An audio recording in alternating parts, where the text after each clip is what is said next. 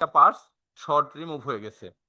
তো short remove হয়ে গেছে, আমাদের এই মুহূর্তে কয়েলটা একটু মেজারমেন্ট করব। যদি কয়েলটা ভালো থাকে তো আলহামদুলিল্লাহ, না থাকলে কয়েলটা চেঞ্জ করে আরেকটা কয়েল লাগাই দিব।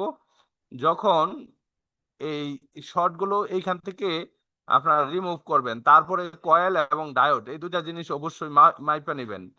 কয়েল কিভাবে মাপবো? কয়েল মাপতে হলে আমাদেরকে বোর্ডের থেকে উঠানোর পরে দেখবো যে বাজার মোডে আমরা লক্ষ্য করছি যে ক্যাপাসিটরটা 100% শর্ট দেখাচ্ছে। এই ক্যাপাসিটরটাও শর্ট দেখাচ্ছে।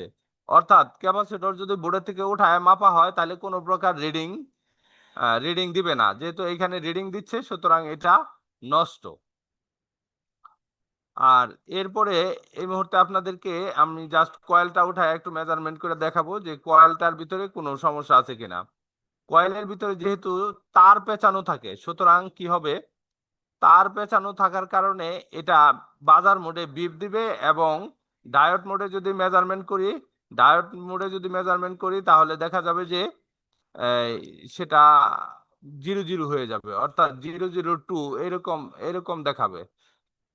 002 এরকম দেখাবে। তাহলে জাস্ট আমরা এখন মিটার দিয়ে এটা মেজারমেন্ট করার চেষ্টা করব। আর যদি ভিতর থেকে কাটা থাকে তাহলে আমাদের মিটারে UL লেখা আসবে।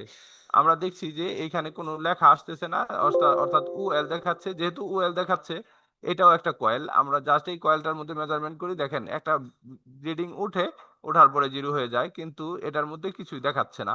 তার মানে হলো এই কয়েলটা নষ্ট হয়ে গেছে।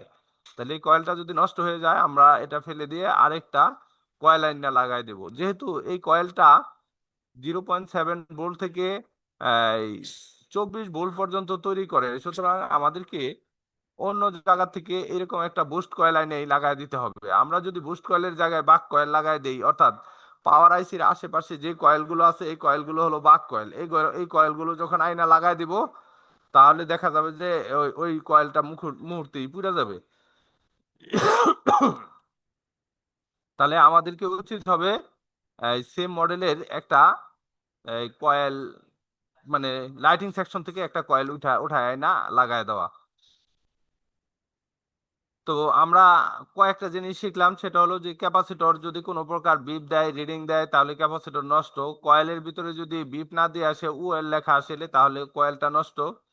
আমরা এই মুহূর্তে ভ্যালুগুলো দেখানোর চেষ্টা করব যে মোটামুটি ভ্যালু আছে। আর ডায়োডের মাথায় 256, এইখানেও ভ্যালু আছে। সুতরাং ভ্যালু ঠিক হয়ে গেছে, অর্থাৎ আমাদের শর্ট যে ভ্যালুটা দেখাচ্ছিল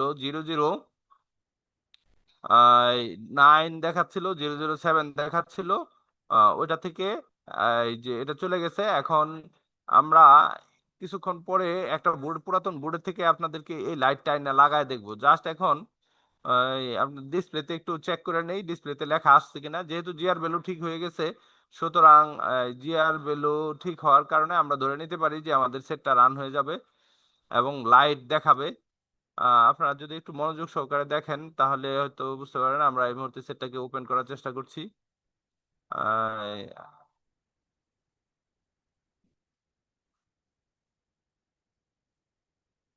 আমরা লক্ষ্য করছি যে আমাদের লাইটটা চলে আসছে, অর্থাৎ এখনো আমরা সেই দুইটা ক্যাপাসিটর এখানে লাগাই নাই। আপনারা যদি একটু লক্ষ্য করেন যে ওইখানে আমরা এখনো ক্যাপাসিটর লাগাই নাই, তারপরেও লাইটটা চলে আসছে। হুম। তাহলে আমরা কি করব এখন? এই যে অন্য জায়গা থেকে এই কয়েলটা লাইটটা নিয়ে যদি, না মানে এই ক্যাপাসিটরটা নিয়ে যদি লাগায় দেই তাহলেই দেখা যাবে যে আমাদের সমস্যাটা সমাধান হয়ে গেছে। আর এটা না